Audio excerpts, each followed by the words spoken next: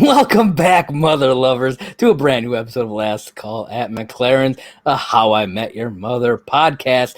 I am your host, Josh. Right here with me is my fellow mother lover, John. How you doing, bro? What's up, mother lover? I'm doing pretty well. How about you? Yeah, man, I'm good. I'm excited to talk about this episode, especially after getting a chance to go through the last one. It feels like so long since we talked about the wedding. I know it's been so long that I was able to wash and wear the exact same shirt. I was gonna say, for those of you who don't understand that little bit of a joke, we literally just wrapped recording the wedding. And what we do is we record a bunch of these and then just release them every Monday. So yes, we literally just talked about the wedding. Yes. So it's exciting. And I hope you guys listened to that episode and are ready to jump into season 1, episode 13. Drum roll, please. Now let me guess. This episode was written by Pamela Fryman. Wrong. It was directed by Pamela Fryman. That's out! But before we get to that, John, drum roll, please, was released on January 23rd of 2006. Now, what I found interesting about this is that even though the wedding and drumroll please are essentially a 2-part episode, it did not air until 2 weeks later. They took a week off. I don't know why, but they did. So there's that. But yes, directed by Pamela Fryman, written by someone who we have seen her work before, Gloria Calderon-Kellett. This is her second episode of 5 total throughout the first 3 seasons. Her first episode that she did this season was The Duel. So okay. You got to see that one. And she ends her stint on the show with an episode that I really enjoy, How I Met Everyone Else, in season 3. So we get to look forward to that one. I really dig that episode. We get to find out some cool stuff about the rest of the gang. Yes. Yeah, so. All right, the summary for this episode. Ted falls for a girl he meets at a wedding, but has no way of finding her again the next day. Robin confronts her feelings for Ted, and Marshall obsesses over some wedding cake. It's true. This is another reason, John, why I consider myself Marshall. Yes. Because I would 100% be all about the cake. There are so many things about this episode that foreshadow who Victoria turns out to be. Yeah. One, I really thought about it when I was watching this episode, and Marshall has an insane obsession with the cake. Yeah. And like the whole time, I'm like, there has to be a reason why the cake was such a big reference at the beginning. Yeah. And then obviously, we know where it ends up at the end and everything. But I'm like, it kind of takes away from who she is at the end, because he obsesses about it so hard at the very beginning. Yeah, but the thing is, if you've never seen it, you're not thinking that. True. And it just kind of makes it hit harder at the end. True. We've been talking about this, the baker and the cake and all this stuff. The whole time. Yeah. There's one other thing about this episode that really bugs me, and I'll talk about it now so that I don't have to take away from it so much when we get to that part of the episode. Okay. So later on in the episode, we find out that, Robin sneaks into the wedding to try and surprise Ted. How the fuck does she get into the wedding? Yeah, I mean, well, it's technically the reception. True, but still, like... You would think that with a $400,000 wedding, there would be some security. Something. She's clearly not on the guest list. She has no invitation. Yeah. And to our knowledge, she doesn't actually know Claudia or Stuart. Actually, she should be on the list.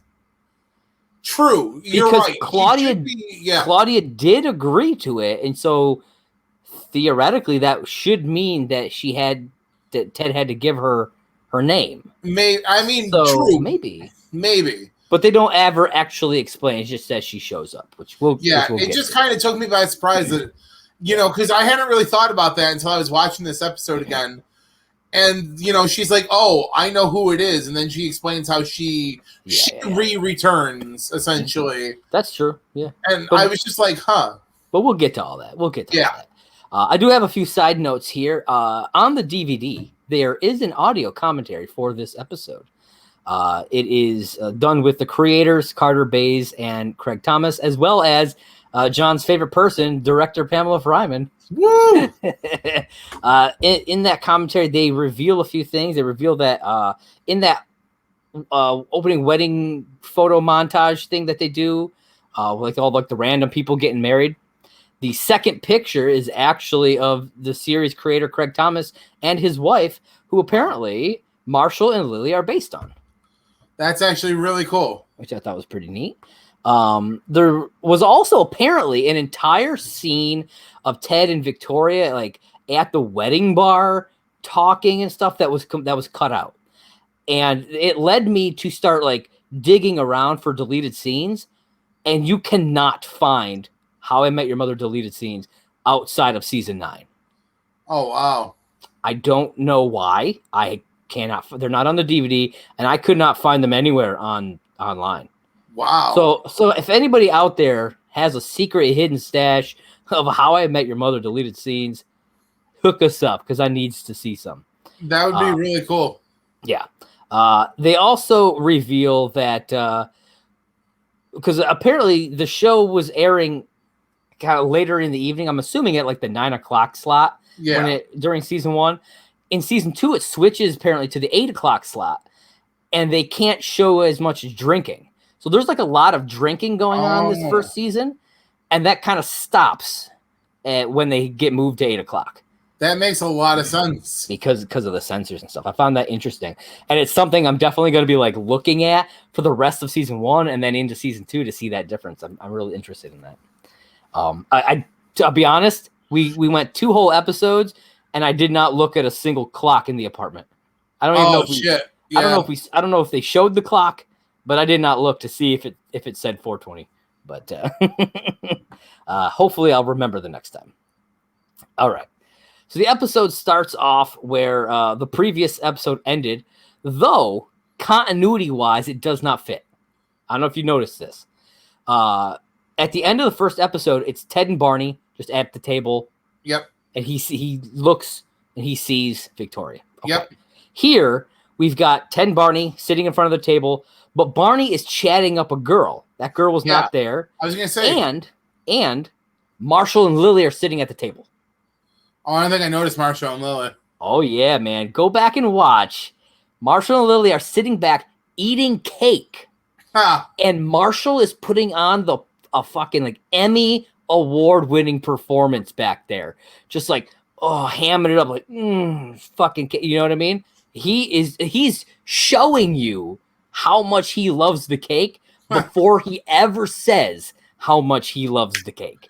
Fair. Yeah, it's fantastic. I didn't catch it until I watched it the second time, and I was like, because like I was like annoyed with the fact that they were even sitting there, because I'm like, why are they there? They shouldn't be there. They weren't there at the end of the last episode. Yeah, why are they there now? And so I didn't even notice that what they were doing. And so when I watched it again, I was like, wow, he's really like he is in love with that cake. It's fantastic. And again, and as we talked a little bit in the last episode, that kind of becomes a trend. The whole him and the cake thing. Yes, it becomes a trend throughout that. So then we see Ted. He sees Victoria. We get that little kind of moment that we got at the end of the wedding, and again, it's a little bit different. You get a different look from Ted. He's like got a drink in his hand. It's a little bit different, but it starts everything off. We get Victoria, and we flash to the next morning. Back at the apartment, Lily asks Ted, where he disappeared to all night, and Marshall is raving about the cake. Oh, already, yeah. And this is when Ted says that he had the most amazing night ever. It was the best night ever. That's a different episode, folks. Hope you're excited for that one when it comes up. That literally just popped into my head. I wasn't planning that. You gotta love improv, folks. So after he says this, we flash back to the wedding. or I guess technically the reception, but I'm probably going to call it the wedding. Ted is talking to Victoria. They decide to make this the most memorable night. They choose to dance and laugh and be together, but at the end of the night, never see each other again. See each other again. No sex, no names, nothing like that. She calls herself Buttercup. Ted calls himself Lando Calrissian. Okay. Now here, before we go further than that, okay, if you can pick any fucking name ever, why do you pick a lying turncoat like Lando Calrissian? Because he's smooth, baby. He ain't as smooth as Han fucking Solo. That's true. I think I would. You know what? I'd probably just be like, you can call me Chewie. Did you know that the Millennium Falcon can make the Kessel Run in 12 parsecs? I did. What can Lando do? Nothing. He can lose at a game of cards. Because that's how Han got that ship. You can call me Darth Vader because we're going to get in my TIE fighter and go blow some shit up. Oh, yeah. Definitely going to do that. You can call me Darth Vader because we're going to go blow up all the wrong places. Bam! All right. So, yes, Lando Calrissian is his name. But not for long, because Barney comes right up, blows his whole spot up. Ted. Look, bridesmaids. I got the second hottest bridesmaid. Yeah, that's a thing that I will talk about in the blog later on. Because like when he says that, I'm like, why would he say that in front of her? And there's a reason, which we'll dive into. I just love how like. Ted, bridesmaid. I got the second hottest bridesmaid. She didn't seem fazed by it at all. No, not at all. Not at all. Then we go back to the apartment. Lily and Marshall think the whole idea of this, not knowing each other's names and never seeing each other again after that one night. They think it's stupid. It's stupid. And then Marshall rants about the cake some more. Yep. Because it's all about the cake. It's all about the cake, baby. That's all I got. Doesn't rhyme with Pentiums, so I'm sorry, folks. Kids, back in the day, there was a song called "All About the Benjamins" that somebody named Weird Al did a cover of called "All About the Pentiums." A Pentium is a chip in a computer. He talks about a lot of things that you may not understand. But if you need help, you can reach out to @LAST CALL HIMYM. I'll help you out. I'm gonna try and fit a you kids thing in every episode if I can, man. I'm gonna try.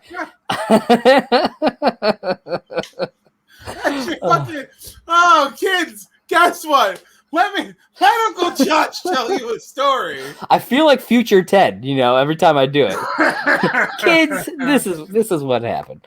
This is something that happened a long time ago. Fucking kids! If you don't know who Weird Al Yankovic is, man, you're missing some good music. You are missing some good shit. He also does a really good Star Wars song. That's true. Check it out. That's true. Weird Al comes up a few times in the show, right? Yes, I feel like it does come up a few times. More towards the later side of the series, but he does. Yeah. So back at the wedding, Ted grabs some champagne and some glasses.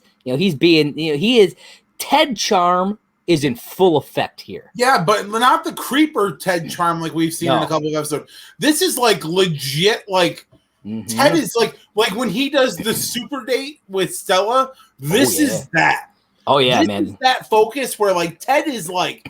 This is nobody fucking stopping him. This is prime Ted charm. Like this is that pure uncut shit that you put it up your nose and it gets you high in a second. Like you remember the date he plans for Barney that Barney ends up giving to Robin and I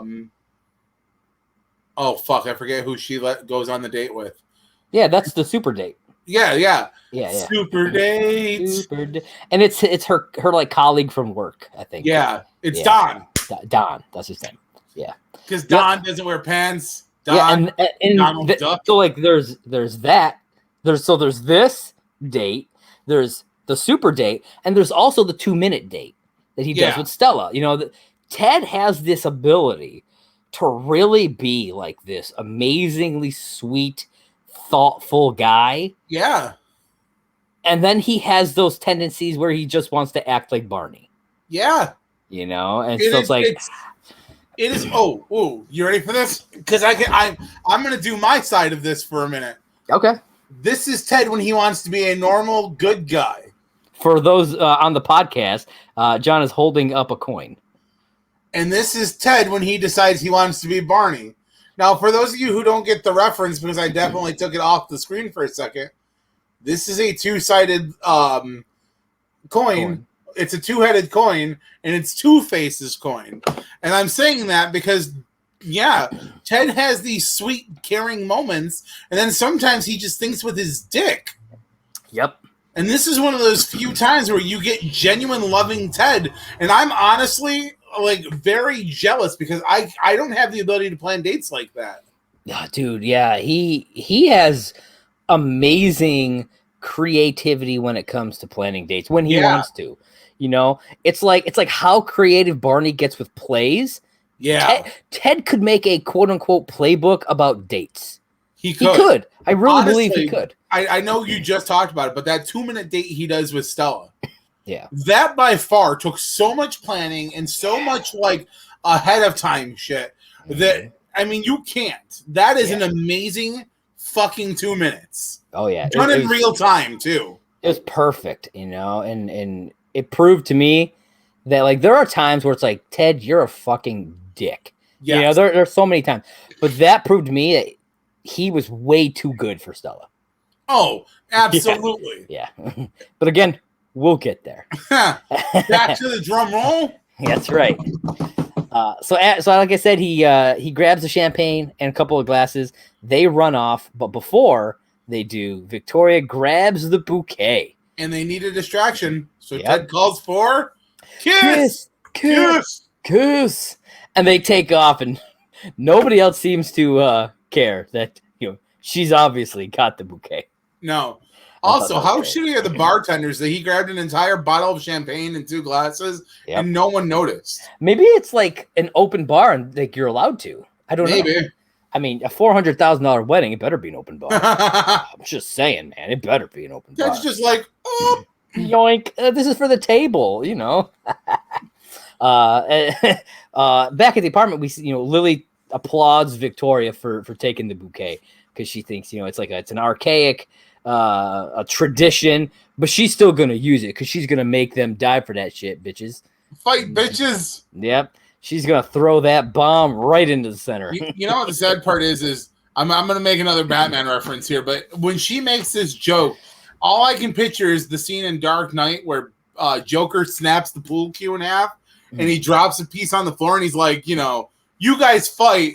I'm gonna, you know, take the person who survives. Yeah. That's like, dude. I agree. What fighting over the bouquet is like. Yeah, absolutely. We then get to see Ted and Victoria. They're off somewhere, you know, some other room in this like hotel or whatever it is, whatever this place is that they're in. We missed an entire thing at the beginning that I thought was really funny too. Before we go further here, okay, when he's talking about putting the moves on her, and she's like, "Oh, these aren't the moves," and he's like, "No, these aren't the moves. If I put the moves on you, people," and she makes a joke that she tap dances. And yes, she goes, that's right. If I tap dance for you, you'd be down on bended knee. Yeah. And Ted goes, sadly, not out of character for me. Yes. And I know that line is there, and I've used that line. And oh my fucking God, I died laughing on my couch. And then when we get back to this scene, like fast forward back up to this moment, he's playing the piano and she's like dancing. Yeah. And I'm like, I almost expected them to go back over to Ted and being like, would you marry me? Yeah, no, seriously. I'm glad you brought that up because, that's a great moment. And it ties directly in to right here because, she's attempting to tap dance. Yes. And then she sits down next to him on the piano bench. And there's so much sexual tension. So much. Between, like, not just in the show, but these two actors have amazing chemistry. Yeah, no doubt. So fantastic. I absolutely loved the two of them working together. It's one of the few times in this series that I'm actually very jealous of Josh Radnor. I know, right? Because, I mean, I would love to have been sitting there with her, just looking into her eyes. Yeah. Like, Ashley Williams is by far one of the hottest, most underutilized actresses ever. I 100% agree. They then lean in to kiss, but she stops. She does. She says if they kiss, then that spell is broken. And she says a line here that I thought was hilarious because it comes back later on. She makes the comment, "You might use too much tongue. I might use too little tongue. You might use too much tongue." Essentially comes back because of the too much tongue guy later on. When, I thought the same thing. Yeah, when it's revealed I'm too much tongue guy. That Ted and Lily may or may not have kissed the first day that they met. Too much tongue guy. Yeah. I don't know if it's just a thing that, they, like a line that they put in here and they decided later on, they're like, we're going to use this and put it and do something with it. But no matter what the reason, I thought it was fantastic. Oh, it's a great reference. And I thought the same thing when she said it. Yeah. I was like, too much tongue guy. It's just like in the last episode with the crazy hot scale reference. Another good reference that ties to a later episode. It's just absolutely doing this podcast has really made me appreciate the show more and the nuance that it has had throughout. Yes. And so this whole thing leads her to suggesting what is being referred to as the Drumroll. It's where we get the title from.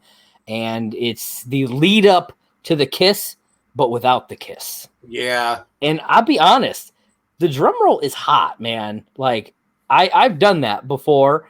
It is extremely hot. It's very hard to not go farther. You know what I mean? It really is. I don't know about you. I think I would totally do a drum roll with her. Have I had that moment? No, I've had it twice. Where the build up to the kiss was just so fucking hot. Yeah. But I don't want to share that story, so no. That's totally fine. I'm gonna keep that. I'll share it with you off air. But right now, no, I don't want to share that one. But just knowing, like that is a thing. And at Last Call HIMYM, share your stories of your drum rolls. Yeah, we want to hear about your stories. And then maybe if you guys give us, you know what, this will go to a future episode as well. You tell us enough stories, maybe I'll share my story. There you go. All right, so again, Lily and Marshall think this whole thing is a dumb idea. Ted tries to convince himself that, it was perfect. They had this perfect moment. But he realizes he needs to find this girl. Needs to find her. They connected on every level. He can't let this go. Actually, this is where one of my favorite Marshall moments happens. Yeah? This is the one point about the cake reference that I don't mind because it fits here. And this is where he's like, Ted, how can I explain this to you? Last night, I had the best cake of my life. And if you think I'm going to let that go, you're wrong. And Ted's like, oh my God, I have to find her. Yeah. And it's like, it took Marshall referencing the cake for like the 100,000th time for you to realize what you had with Victoria is what you've wanted all along. Ted, you fucking asshole, pull your head out of your fucking ass and go find her. Right? Just go, man. But he doesn't know much about her. He knows her name is Victoria. And that's pretty much it. But there's people who do know. That's right. Ted says he has one option. Call Claudia. But she's on vacation or on her honeymoon. Isn't going to be back for 2 weeks. Yep. Ted's like, I'm still going to call her. I'm still going to call. Yep. And I'm like, wow, that's... I thought about this when I was watching the episode today. Yeah. Lily's like, they're on their honeymoon. And he's like, yeah I'm going to call him anyway. And I'm like, you literally almost broke up the wedding. Yeah. And then you're really going to make this phone call now? Yeah. Like, Ted, you're a fucking asshole. And I get it. Victoria is well worth the wanting to find, but you're really going to start with the bride and groom. Just imagine, though, how different things would probably have been if he had waited 2 weeks. Like, I don't think it would have. I don't think it would have really. I mean, I guess it's possible that, she would have waited. Who knows? Maybe she would have found him. Who knows? I don't know. I mean, he definitely found her faster than he found the slutty pumpkin. Dude, 100%. Like, I don't know how if he had that kind of drive to find, like, when he was looking for the slutty pumpkin, he would have found her. Absolutely. It was like, what, 4 years later, 5 years later, or whatever? Something still hadn't found her. It's like, damn, bro. Apparently, he didn't really want to find her. Because, again, that was another one of those, like, almost like perfect moments for him. Yep. And I think deep down, he didn't want to find her. No, not at all. He wanted to find the concept of her. He didn't actually want to find her. I don't think they had that really. I think he knew that that connection really wasn't there, but the moment that they shared was fantastic.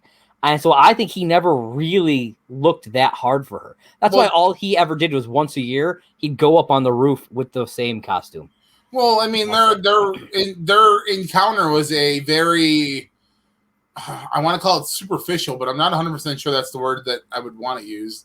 Yeah, I think that's a superficial meeting where, like, they didn't get much interaction time. Yeah, they talked a little bit. You fell for the fact that she was drinking this really cool mixture. And he never saw her face, right? No, he saw her face. It was open. No, because they make this, like, how do you even know it was a girl? But and then he says that the pumpkin is cut in strategic places. Yeah. So it's like the only reason he knew it was a girl is because he could essentially see her boobs. True. Yeah. I think she had like a covering or something on her face. She had to have had something. Well, when we only see it, we see her from the back. Yeah. So, like, we don't really ever get to see her face. But when we were revealed to see the costume later on the mannequin outside the store, it's got a fully visible face. Yeah, maybe, I don't know. Maybe she had something on. Maybe she had like a mask. I don't know. Who knows? According to them, the way they present it, he doesn't even know what she looked like. So, yeah, it's an interesting concept. What we're talking about, though. That's true. So Ted calls. Claudia and Stuart, they're at the airport. And when Ted begins to ask, he's trying to find this girl, Claudia just like kind of stops him in his tracks, and he just can't believe he's asking for some other girl's information after everything he pulled in the previous episode with the. I mean, she has every right at this point to give him shit. Oh yeah, man! He almost cost them their fucking entire relationship. Yeah. Over a girl that didn't show up, and now he's pining after some other girl. Like he moved on super quick. Yeah, he even says that. He's like, I moved on. Yeah. So I totally get why she's not a happy camper. Yeah. And she tells Ted there was no Victoria on the guest list and hangs up on him. Just boom, done. And they assume that she must have used a second fake name. And Lily gives her credit for this in this point. Like Lily's like, that is smart. But I love Marshall's reaction. Maybe she's a ghost. Yeah. And I think his argument here is really funny too, because like he's like, well, maybe she's a ghost, blah blah blah. And then Ted's like, that's why she didn't want to kiss, because then you'd go right through her. And then like Ted says his side of the argument, and then he turns back to Marshall and goes, and she couldn't be a ghost. And Marshall's like, well, she picked up a beer, Ted. Of course she couldn't. She's a corporeal spirit. The bouquet. She picked up the bouquet, yeah. Yeah. She's a corporeal spirit. I'm like, ah. I just love how like they're kind of sprinkling in Marshall's love of the supernatural. Yeah. Just like it's popped up a few times now in the first season here. We're really getting a sense of Marshall's personality throughout these first. He's one of the first people besides Ted who really gets like dove into. Yeah, you get a lot of character development with him. Like I think, him and Ted are the most in this first season. Absolutely. I mean, you figure like we're introduced to Marshall's family and all that, blah blah blah. Yep. I mean, he is Ted's best friend. It's true, whether Barney likes to admit that or not. It's true. So Ted realizes that Victoria was sitting near some bridesmaids, and who do they know that was kind of hanging with bridesmaids? Barney Stinson. That's right. So they give Barney a call. He is in the middle of a massage, and it's like a lady standing on him, which I thought was interesting. Apparently, during the audio commentary, they revealed that the actress who was doing this apparently called like her entire family and was like, "I'm gonna be on TV tonight." And all you see is like from her knee down. I don't even think you see her knee. It's like from her shin, it's like her shin down. Shin and foot, yeah. So I thought that was pretty funny. And she's like, apparently she's like holding a bar so she can stand there. I'm curious if that's how massage people, masseuses, whatever they're called, I don't know, who do that type of massage, if they do use a bar or if they have that much balance that they can just do it. I don't know. I'm curious. I don't know. I've never been to one like that. I've been to one massage in my life. It's the normal massage. I've never had them stand on me, so I have no idea. What about you, John? You ever been to a massage? What? You ever had a massage? No, I'm serious. Oh, no, you completely missed what I said. I did miss what you said. I said, well, did you come, man, or what? No, sir. No, sir. And no. You don't just talk about stuff like that in public, man. And no, I have never actually been to a masseuse. Oh, I dude. have had an offer from a masseuse to come and try to get some of the tension out of my back. And yes, a happy ending was offered in that. I will put that out there for the podcast. A happy ending was offered, and it was only going to cost me $100. Fair enough. I'm not including the happy ending. You should definitely go to a massage. Massage. I think, dude, it'd change your life. Man, you've gone 37 years without one. Let them freaking melt some of that tension away, dude. You'll be so relaxed. You'll probably fall asleep. I know you. You randomly just fall asleep in the middle of the day on the couch anyways. So I'll tell you what, you'll probably be like, zonked out. Get out there on the podcast. Right Josh on blast. Military rolled onto his keys. It's true. And it hurt like a bitch. Anyways. Man. So, like I said, Barney is in the middle of this massage. They ask if they ask if he's got her number. Of course he does. Then they ask if he'll call her, and he's like, no. And Ted says, why not? Then we get something that I am not a fan of. They say, why not? Then they hard cut to the bar. Everybody's there. And then he answers that question. So it's like, did Barney say, meet me at the bar and I'll explain? Then they all got to the bar, ordered a round of drinks, drank some of those drinks, and then Barney jumped into the explanation, because I don't like it. It bothered me. That's fair. It was just an awkward scene change. I kind of get why they went that route, but I don't know. I feel like it should have just been, Barney, meet us at McLaren's, we got to talk, or something like that.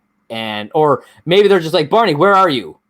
And he's like, I'm at the bar. And they just go down there and start the conversation, but I don't know. I feel like, did it bother you at all? Probably not, but I mean, not as much. I actually was bothered by something else in this part of the episode. Okay. For a completely stupid reason. What? So clearly the woman standing on Barney's back during this segment is white. Yeah. And she yells at him, and he yells back at her in Mandarin. Oh.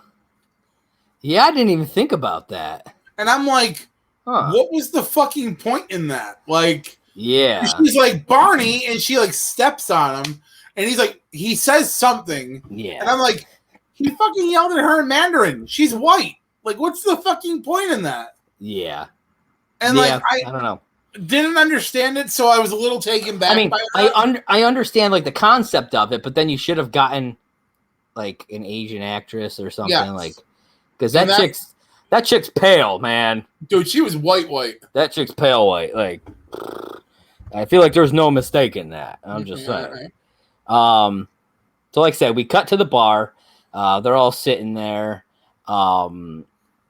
He gives the explanation of again. I don't know why. Another thing, why couldn't he have just explained it on the phone? Yeah, the whole thing just makes no sense to me.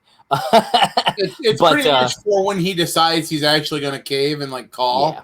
I did find out something interesting though during the commentary, the audio commentary.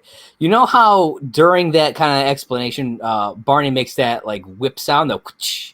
Yes. Apparently, that was a non-scripted improv by Neil Patrick Harris. Yeah. He also does it though while winking, and I thought that was Yeah. impressive because he's like, whoosh.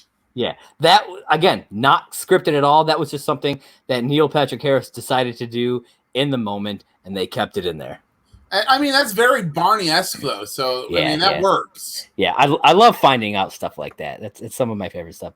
So then Ted agrees to go with Barney to Foxy Boxing if he does this, if he calls this bridesmaid for him.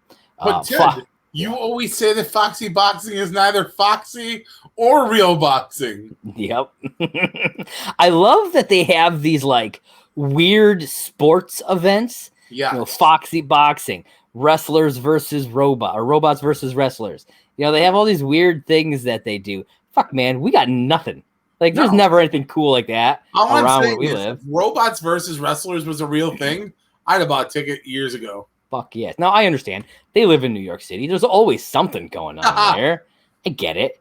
But yes, 100%, John. I would be at robots versus wrestlers every week if they had that. I mean, shit. I'd be one of the wrestlers fighting a robot.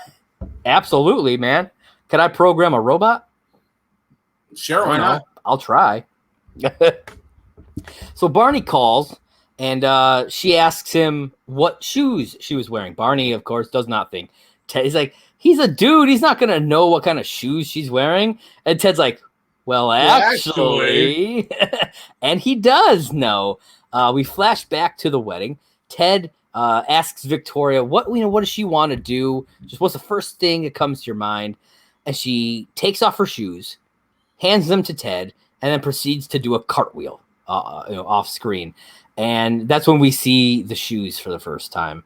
And Barney tells the bridesmaid, whose name is Tanya, we learn, that she was wearing brown shoes with little snowflakes on them. But unfortunately, Tanya does not know who she is. Then Barney, they start talking, and he agrees to meet up with her. He tells her that because he tells her that he's going into the Peace Corps. Yeah, that's his play. And so he says that his flight got pushed back a day, so he's able to meet up with her one more time, which I thought was interesting. And he, of course, has to cancel Foxy Boxing with Ted. So Ted takes this whole thing kind of as fate, that he's not supposed to find her. Yeah, that's a very Ted Mosby thing. Well, I mean, he's always looking for signs or fate or this, that, the other. He's always doing that. That's true, but at least in this instant, this one time, I can agree with him. Yeah, because it was the perfect date. He had like the perfect, like we know later on how it ended. Mm-hmm. But he's like, this is how it was supposed to be. This was the agreement. Yeah. I wasn't supposed to find her ever again. That's why things were. It was the fail safes were set up so that each one of them wouldn't get hurt. Yeah, and absolutely. It's at that moment where he's like, like all I really know is her name. Who doesn't even think he knows her name. He knows her shoes and nothing else. Yeah. So at this point, he's like, well, it's fucking destiny. I'm not supposed to find her again. And then, go ahead, Josh. Well, and then we get back to the apartment. Robin stops by. Lily congratulates her on the anchor spot. We find out that Robin is the new substitute weekend anchor at Metro News 1. And then Lily tells Robin the whole story. Yep. And Robin says she knows who she is. Yep. Yeah. This is where we learned that Robin showed up to the wedding reception to surprise Ted after the broadcast. And she sees Ted and Victoria in the midst of a drum roll. Yep. And we learn later on, obviously, we're kind of getting there. I'm jumping a little bit ahead, that she still has feelings for Ted. And that, like, knowing that she has feelings for Ted, you know, as I've seen this episode before, just that moment of heartbreak for her. She goes in, she's super happy, and then she sees that, and just that whole expression just melts off her face. Colby does a great job with this one. It just melts off her face. She heads to the bathroom and just begins crying. Not something that you see from Robin Scherbatsky often. It's very rare that you see her cry.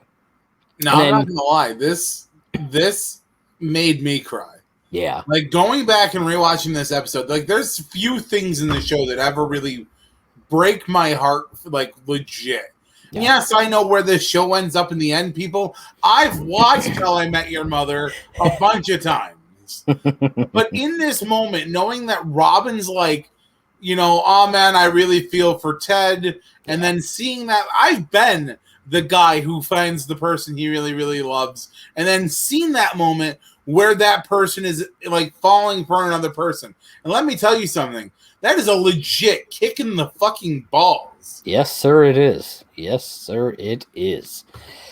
Yeah, so yeah, we both know just how she's feeling kind of in that moment.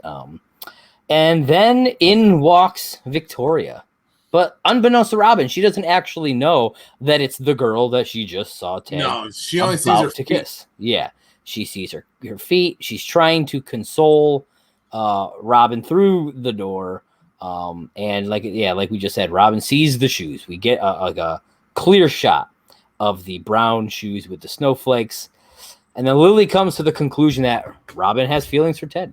Yes. And this is the whole reason why she cried. You know, Robin tries to deny yeah, it. Yeah, she tries to deny it. You know, she was naughty and everything. Yeah, she was. That's her thing. You know, she acts like she's like, I don't know what my feelings are. And Lily's like, but you do know. That's your feelings. You know, you saw Ted with another woman and you cried. Those are your feelings. You know what they are. Yeah. And, you know, it's right there in front of your damn face. You just got to open your eyes. And she finally admits it, though it doesn't really change her feelings on marriage or anything like that. So she knows that it's not gonna work. You know, it's like, what can you do about it? You know, because Robin has always, for the most part, she's been a realist in this show. Yes. She continues to be. She was at the beginning, and that's really how her character plays throughout the whole thing. She's very much a realist. Then she goes to find Ted because she needs to make a choice.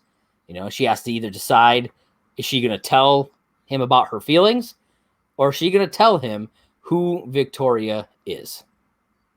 I don't know. We're gonna see what happens here soon.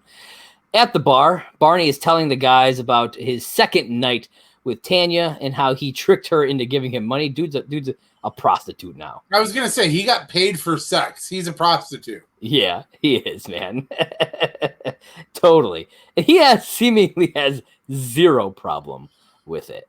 I love how, though, he takes and, like, as he's holding the money, he goes, maybe I should send this to the Peace Corps. They've been real good to me lately. Yeah. And I was like, that's a little bit of a dick thing to say, because they would get that money and have no idea what it was for.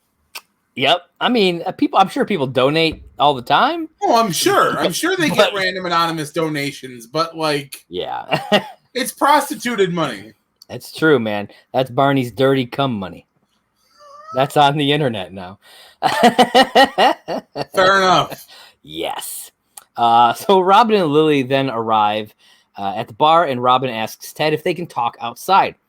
He says, sure. They get up, but then he just starts asking her what's up. I'm like, dude, she said outside. Like, chill your dick, man. Yeah.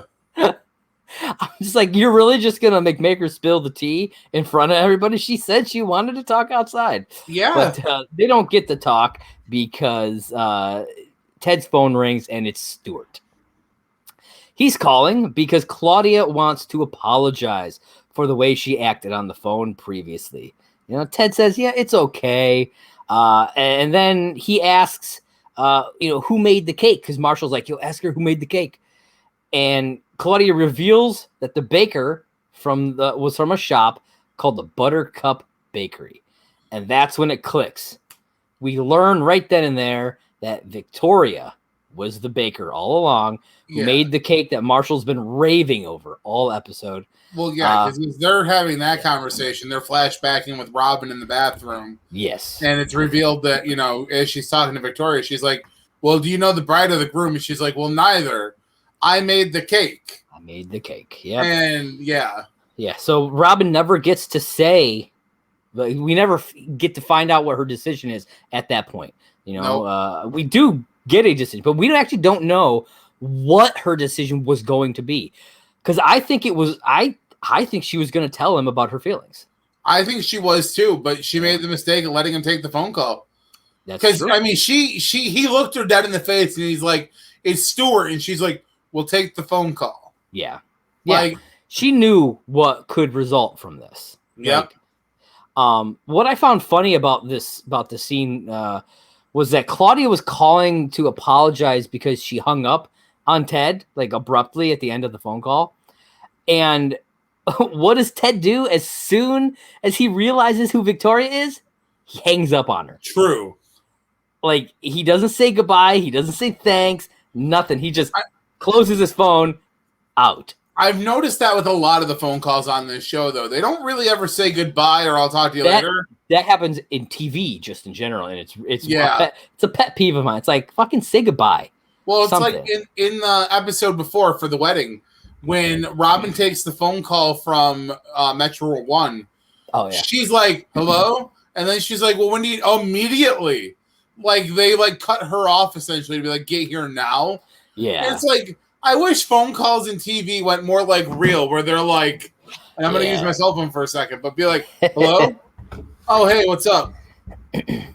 Oh, you need me to come into work. Oh, okay, yeah. No, that's... Well, when do you need me? Oh, shit, you need me that soon. Okay, well, I mean, I could get dressed really quick and probably be there in about 20. Yeah, I mean, I guess if I push it, I could be there a little sooner. I'll do my best, all right? All right, thanks, bye. Boom. That took, less than a fucking minute, and it really doesn't... I mean, it's exposition, but it's important exposition. I think what it is it is time, because even a minute is a lot in a 22-minute episode. That is true. I think that's why. I really do. I think that's a big part of it, because they have to trim out a lot of random stuff to get it to an exact time. That is true. You know what I mean? You can't be 10 seconds over. You have to have an exact time when it comes to network television. Fair enough. Yeah. So Marshall is super excited that she's the baker, that she's the one who made the cake. Yes. And tells Ted that you got to find this girl. You got to marry her, and she's got to move in with us. Which I thought was hilarious. Because Lily's just like, what? Yeah. What's happening I love how they all decide to go get her. Barney's like, and Ted, I can finally say this. You're skipping a very important part of this. Lily tries to stop him, knowing that Robin has feelings, and she asks Robin to chime in. Yes. Robin then he turns to Robin, and she says, "Go get her." She makes her choice in the moment. Again, I don't think that was going to be her original choice. The heartbreak in her face as she says, "Go get her." Yeah. No. Yeah. She knows that she knows she has to let him go, just like how Ted let go of Robin. Yep. Now it's Robin's turn to let go of Ted. Yep. They're idiots. And then we get to your scene. Yeah. I'm sorry. I didn't mean to jump. But I love how, because everybody's goes to rush out, and Barney's like, whoa, I can finally say this, and you're going to do it. Suit up, bro. And Ted's like, yes. No. And because then we go right back into a flashback. Yeah. And we're at the wedding. Everybody is gone. Ted and Victoria enter the reception, and they have one last dance. Real quick, though. Random, I assume this random boombox is for the staff, because we've worked at places where you're closing up, you listen to music, but it wasn't on. No. So why was it sitting there and not on? It's on, and it's a slow song. Yeah, it's just this random slow jam. I was like, yep, okay, but I was like, whatever, it's TV that you just got. Sometimes you just gotta let things go, I guess. But then he reveals that I don't always look like this. You know, real Ted wears jeans and a sweatshirt with bleach stains on it. And I love that he used the word bleach stains because like it's very real. And she's like, she finds that sexy. But what I found funny was like, when the fuck does he ever wear something like that in other episodes? This is a guy who typically wears blazers or pajamas. But that's it, though. When he's out in public, he's usually put together. Yeah. There are plenty of episodes where they're sitting around the apartment and he is wearing like jeans and a zip-up hoodie. I mean, I feel like usually it's like, I don't think I've ever seen him in a bleach-stained hoodie outside of this maybe episode. not a bleach-stained hoodie, but there are definitely plenty of times where I can at least recall him sitting around in like maybe not even jeans, but like just pants and a hoodie. Okay, I mean, I know that he does wear a lot of like pajama pants when he's hanging around the house. In the commentary, they actually like talk about how they like to put them in pajamas a lot. It's really funny. I mean, it's Marshall in the robe all the time. Yeah. But then we cut back to the present, and the gang, minus Robin, of course, they're all in a cab on their way to the bakery. And Ted is wearing the outfit, the jeans and the sweatshirt with the bleach stains. Yep. That was his way of suiting up for Victoria. That was his suiting up. Now, so in a sense, he did do that. There's a weird thing I noticed at this point where they pull up in front of the bakery before Ted gets out of the car. Go back and watch this moment specifically. Marshall's falling asleep in the back seat. Oh, was he? His head is literally like this with his eyes closed, and he's just kind of like, huh. And then, like, as like he opens the door to get out, that's when Marshall's like head comes back up, and he's like, "Give me a cupcake," or whatever. Yeah, he's like, "Hey, get me a cupcake." Yeah, but yeah. If you go back and watch the couple seconds before Ted gets out of the car, his head is down with his eyes closed. Huh, that's interesting. Yeah, so we, like you said, we get there. Lily wishes Ted good luck. Marshall asks him to grab the cupcake, all while Ted is looking to have second thoughts. Then we see Ted and Victoria dancing, talking about the one big flaw in his plan. And that is, you have this amazing memory, but it's going to be tainted by seeing her walk out the door. Yep. And she tells him to close his eyes and count to 5. And he does. And when he opens them up, she's gone. She's gone. So that memory can stay perfect. And now he's worried that he's going to ruin that memory. That whole thing is just flooding back for him. He's like, he doesn't want to ruin that. And then luckily there's Barney. He's done listening to his shit. He just tells him to crap or get off the pot, which I love. How the line before that comment though, the meter's running. Yeah, the meter's running, Ted. Crap or get off the pot. And the cabbie's like, he like kind of shakes his head like, yeah, the meter is running, So Ted runs over to the bakery. He looks inside. He sees her. I gotta say, Victoria there, way hotter than Victoria at the wedding. That's just me. A girl, like, her hair looked better to me. Her in her like street clothes looked better to me. It did it for me. I don't know why. I will say this though. I don't know what she was frosting that cupcake for, but that cupcake was not professional looking. Fair enough, man. But in the moment of like, maybe it was like a base layer or something, I'll forgive it.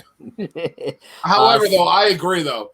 Like I said before, Ashley Williams is a beautiful fucking actress. It's true. And Josh Radnor is very fucking lucky that he got to share time with her, because I would gladly sell my soul for that. Absolutely. And as soon as he goes in, as soon as she sees Ted, she runs to him and they kiss. And that is the end of that episode, John. So I discovered while doing some research an interesting little tidbit. So with most shows, especially sitcoms, in their first season, there's always that worry that you're going to get canceled after your first 13, because that's a thing. Yeah. You get your first 13, and then if they want, they order a back 9.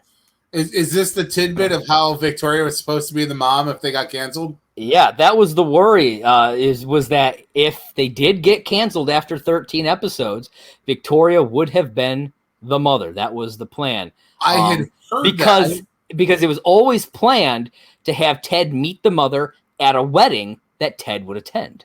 Oh. And that is why he meets Tracy at a wedding later on, because that was still always the plan. I had heard the thing about Victoria. Yeah. And I always thought that was really sweet because, like I said, in my personal opinion, besides Tracy, taking Tracy off the list because obviously Ted does marry her, Victoria's the number one person on the list of people that I think should have been. Yes. Like, now, I got to say, I think this would have made for an amazing limited series. 1 season, 13 episodes. Ted tells the story. You know, it starts with Robin.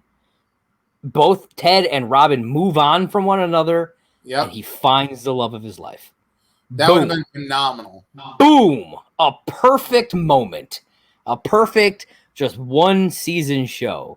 Obviously, I'm glad that we got more because I love this show so much. But it would have been a phenomenal way to do just a 1 season limited series. Yeah. But yeah, so that is episode 13. Drum roll, please. John, what are your overall final thoughts on the episode? Probably, because I think, like most people, these 2 episodes, like 12 and 13, roll together for me. Yes. It's pretty much 1 episode. These 2 episodes, man, I love them. It's the introduction to Victoria. I love Victoria. I never wanted her to leave. Yeah, I agree. She's a fantastic character. I'm thinking about it already, and I'm already starting to tear up. And I love that she does come back later on in the show. You know, after she back 2 different times, man. Yeah, that's true. She does. And we get some good stuff with her. I'm excited to be talking about Victoria in the next coming episodes. It's gonna be good. I'm excited for that. But I really enjoyed this episode a lot. I love the kind of back and forth, learning the story and what everything that happened. It felt very similar to what was the episode where they were the pineapple incident where he's trying to figure out what happened. So but instead it's we as an audience are trying to figure out what happened, and also they're trying to learn who she is. It's like a mystery. Yep. You know, and I like that. I like those types of episodes. So I was very pleased to sit down and watch these a few times. So but is it a fair comparison to say that the McLaren's gang could be referred to as a modern version of the Scooby Gang? 2 girls, 2 guys, and Barney's the dog. Why not? That is very true. Why did they never do like a weird like daydream sequence of that? How hilarious would that have been? I mean, think about it. I mean, when you really break it down to that, you got the 2 girls who would be Daphne and Velma. Yeah. You've got the 2 guys who would be Shaggy and Fred, which, I mean, obviously Ted would have been Shaggy. Yeah. Robin would have been Velma. And then obviously Daphne and Fred would have been Lily and Marshall. Dude, it was perfect. And Lily's a redhead, just like Daphne. Yeah. Marshall's tall, like Fred. And I mean, they don't even have to dress Barney up as like Scooby at that point. He could literally just be like, "Hey, baby," she's like, "You stupid dog." That would have been a hilarious bit for a Halloween episode. Like the gang goes as like the Scooby Gang. Yeah, like it's a whole group. Oh my god, they could have done it when Robin was dating Scooby. That would have been funny too.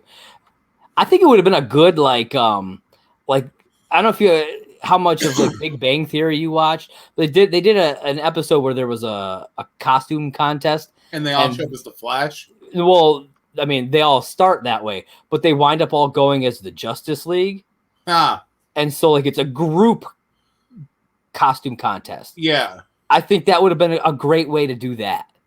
That would have been perfect. It would have been perfect. A group costume they already did a costume contest this season. We got the pirate and the parrot. The pirate and parrot. They could have done one later on where I think that would have been awesome. Missed opportunities. But anyways, it is that time of the episode that we like to call Barney's blog. That's right. Suit up, bitches. It's time for the blog. Suit up, bitches. All right. So this edition of the blog is titled "Breaking Down Bridesmaids." It was written on Tuesday. Again, another Tuesday, January 24th of 2006 at 5:45 p.m. And this whole blog is a series of graphs and charts and stuff like that of Barney, like the title says, breaking down bridesmaids by the numbers. Which I can bring up the graphic of the three. For those of you who are listening on the podcast, I highly recommend going into the fandom wiki page and looking up the Barney's blog entry for this, because then you can get the visual of all the stuff. So here we go. We got three different charts here. We got the event versus how laid you will get. He's got parades, someone else's wedding, natural disasters, and your own wedding. Your own wedding, surprisingly small. It's a small chance there. But someone else's wedding, that's a very high percentage that you will probably get laid. Apparently, parades. He hasn't had much luck at parades. I wonder why. I don't know, man. I don't know. Then we've got percent of bridesmaids drunk at reception. We've got the blue slice, which is about a third of the slice, is pretty drunk. And then the other 2/3 of the slice are really drunk. So apparently the bridesmaids just getting drunk here, and he uses these numbers, to kind of calculate how he's going to maneuver his way through the wedding, how he's going to get, hooked up with some bridesmaids. And then we got one more. It says percentage of unclaimed bridesmaids. And it says at the bottom, minutes into the reception. So starting has, when the reception starts, 100%, the unclaimed bridesmaids, but within 15 minutes, it drops to almost zero. So you got to move quick, you got to move super, super quick when it comes to the bridesmaids there. He says in the blog post here, says, you must move with the urgency and precision of a SWAT team kicking down the door, deciding who's a civilian and ghosting the bad guys before they can fire back. Strategy, your target is the second hottest bridesmaid. As we see, that is what he does in the episode. Says, trust me on this one. Her natural jealousy of the first hottest bridesmaid, which has been simmering in her small but attractive breasts since the rehearsal dinner, will make her an absolute maniac in bed.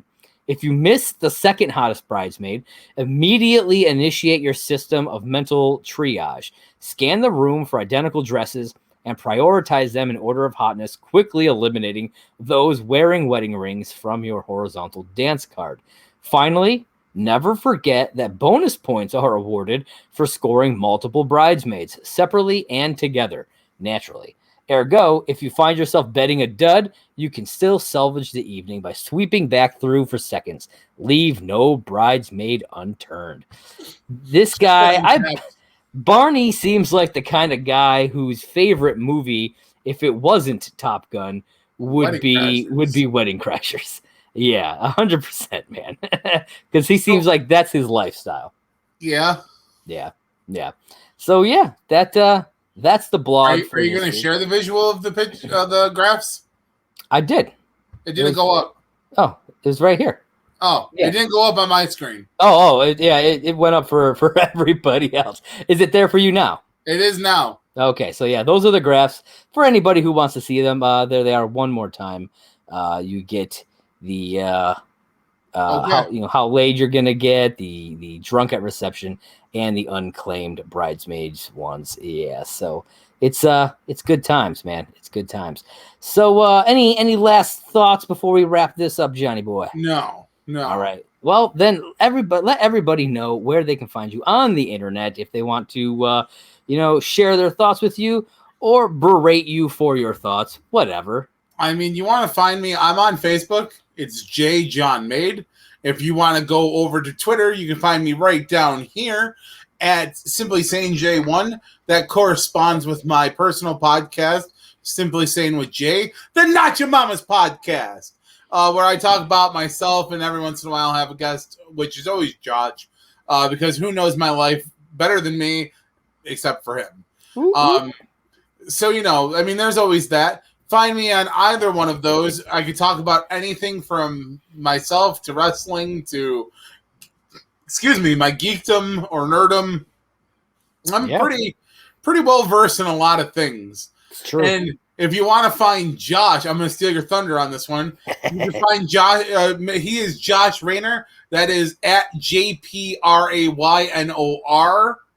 That's right. Got it right this time. That's right. You can also find me right down there at Movie Blog Merc. That is the Twitter page for my site, Merc with Movie Blog. If you're watching the show, you are right there on the YouTube channel for Merc with a Movie Blog. Be sure, if you like what you hear, like what you see, hit that like button, smash that subscribe button, smash it, pull in the power of the Hulk and smash that shit, and then hit that little bell so you know whenever we drop a brand new episode. Also, if you haven't checked it out yet, check out the Ghostbusters Afterlife trailer reaction that me and John did on there. It's fantastic. I mean, don't just check that one out. He's done a bunch of reviews, great reviews. He recently did one for Venom, Let There Be Carnage. It's true. My God, that's for one, just a great trailer. Yeah. His reaction by far is amazing as well. I mean, you can see a lot of expression in his face. He might even take his shirt off. It's possible. You never know. I'd probably get negative views on that, but you never know. But your views might also go up, though. They might.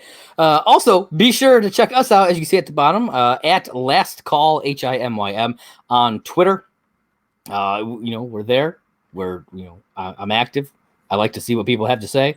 Always willing to chat with you guys. Leave questions, comments about future episodes. We'll talk about them on air before, as long as you get them in before we record. Yes. Then we will definitely do that.